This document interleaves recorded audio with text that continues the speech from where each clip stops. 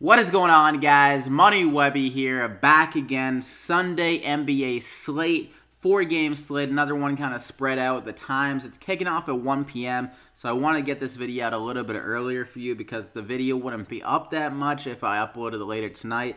Wouldn't get that many people kind of tune in to see the plays.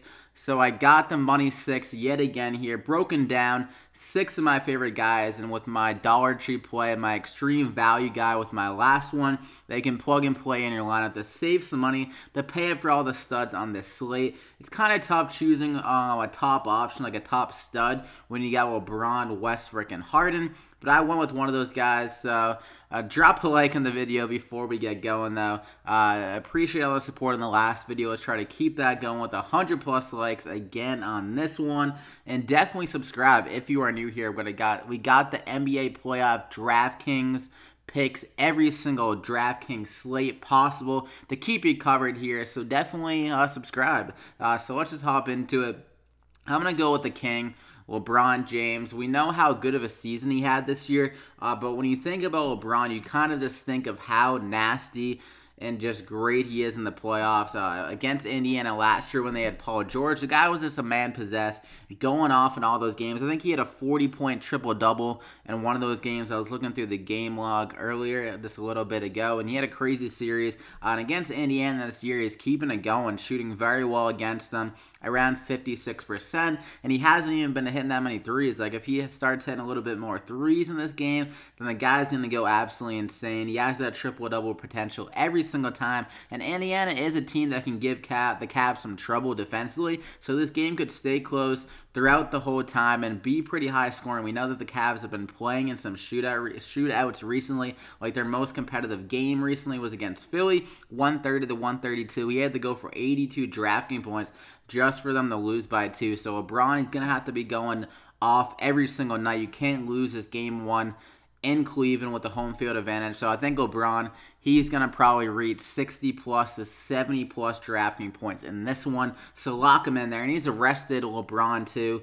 Hasn't played for like 4 days. So great to see there. And for my second guy, Jimmy Butler, this is another guy. He's going to be getting a ton of minutes in this game. Minnesota needs him desperately for them to stay close in this game against Houston. And I think he can do enough here for Minnesota to be within striking distance the whole entire game. Before he got hurt, the guy was just playing around like 40 minutes a game, as you see here, like 37, 46, 41, 39. So some crazy minute totals, and he was going off before his injury too, as you can see here. But those are some good matchups, but still, like, the amount of upside he has in some of these games. And against Houston, this should be probably one of the higher scoring games on the slate here, as long as it stays close.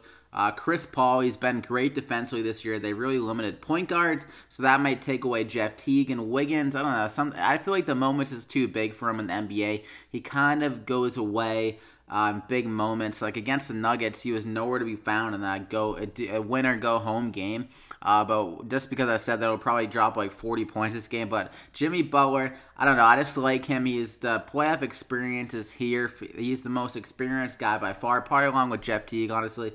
So Jimmy Butler, not a bad matchup, not great, but I just like the minute total and his upside. You can get 40+ DraftKings points any single night, so lock him in there. And for my third guy, Clint Capela, the freak of nature at 6,400. As I'll be mentioning this probably throughout the playoffs, but a lot of these starters are going to be getting some more minutes in the playoffs because, like, the bench kind of shortens down in the playoffs. You get more rest in between games, so it doesn't really matter to give guys a lot of minutes. So Clint Capela, the matchup with Towns, I think he'll be getting closer to like 30 minutes or so in this game. And against Minnesota, the guy has been dominating against them, shooting 78% from the field, averaging 38 DraftKings points per game in those 4 games. So a good sample size, and he's averaging more than he did during the season with only 34 on average. So I like him a lot in this game. They're going to be giving him a lot of looks probably down low. Towns isn't a great defender, and I think he can get some blocks, some shot blocks and stuff, shots blocked and stuff like that down low against Towns. They really need him out there because the backup centers for them aren't that great. Tariq Black and Nene. So Clint Capela, 30+ minutes on the horizon, I think, for him. And when he gets those extra minutes, the guy has crazy upside.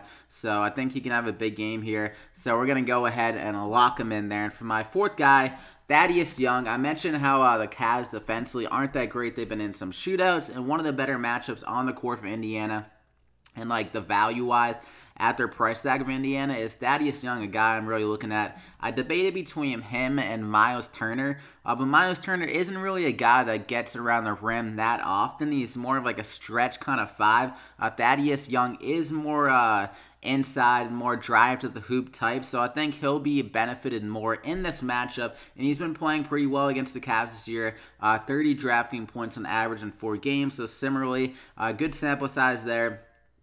And against the Cavs, they actually went kind of smaller with Caleb at the 5 now. He's not great defensively at all, so they really don't have a shot blocker still. I've mentioned this all year. Jeff Green is going to be on Thaddeus Young. Normally, he's a small forward, so an undersized lineup throughout pretty much for the Cavs. So Thaddeus Young, I think, can take advantage of that. He can do some work in the offensive glass, so he has a double-double potential in this game, and he can get some extra baskets with that bad rim defense on the Cavs. And he was actually doing very well to end the season, like 48 drafting points, 30 sprinkled in before the end of the season, shooting a lot. So Thaddeus Young, I think they'll go to him a little bit here. And Rodney Hood, the starting shooting guard probably for the Cavs, is pretty solid defensively, so he could hold back Oladipo a little bit in this game. So Thaddeus Young could get more on his plate to eat up in this spot, so lock him in there. For my 5th and final guy, we're going to go with Jalen Brown, the Celtic. On the Celtics team, they're pretty unexperienced in these moments. Jalen Brown got a taste of it last year. And Tatum, it's his rookie year, so he's not used to it. Terry Rozier doesn't have much experience in the playoffs. He was a reserve last year when they're in the playoffs. He did pretty solid, but didn't get nearly as much run as a starter like Jalen Brown. And Jalen Brown, he's just like a big game player. I'm a Celtics fan, so he normally comes out in these big moments. And against Milwaukee, they're pretty weak at the shooting guard position. Defensively, they're going to have Tony Snell out there, who isn't a great defender. And then their backup shooting guard, or Brogdon, might start. I'm not sure how they're going to do it, but he's only projected to get around like 15 to 20 minutes or so. He's still in that minutes limit coming back from injuries. So I think Jalen Brown has one of the better matchups on the court against centers and shooting guards. Is normally where I try to target guys against Boston. So Jalen Brown against Milwaukee shot very well against them just like a week ago. 37 drafting points, 9 for 15, so a great game there. I think he can keep it going. He's been shooting very well recently, 41 and 36, 2 of his last 3 games against Washington and Chicago, so great to see. 5,600, I feel like the price is a little bit low because he has that 30-plus upside, I think, in this matchup. So we're going to go ahead and lock him in there to complete the core 5. Only 4,300 remaining per player, but I have a pretty cheap guy that you can throw in with these players. So you got Butler, LeBron, Thaddeus Young, Capela, and Jalen Brown. And for my dollar cheap play, my lottery ticket, you can cash out Aron Baynes at 3,600. I mentioned that I love centers. Against Milwaukee, I was considering Greg Monroe, but Baynes is a little bit friggin' cheaper here, so he has a lot more upside on his price. At 3,600 against Milwaukee, the guy beats it out against Brooklyn to end the year. He always has that upside. He normally just kind of like bursts out in random games, but against Milwaukee, I think he can do enough here to return value. He dropped 12 points on the field against them in 22 minutes. Just the rebounds are a little bit lower with only 4, but if he can get closer to like 6 or 7, maybe get like a block or 2 in this game. Normally is more involved defensively in these kind of games.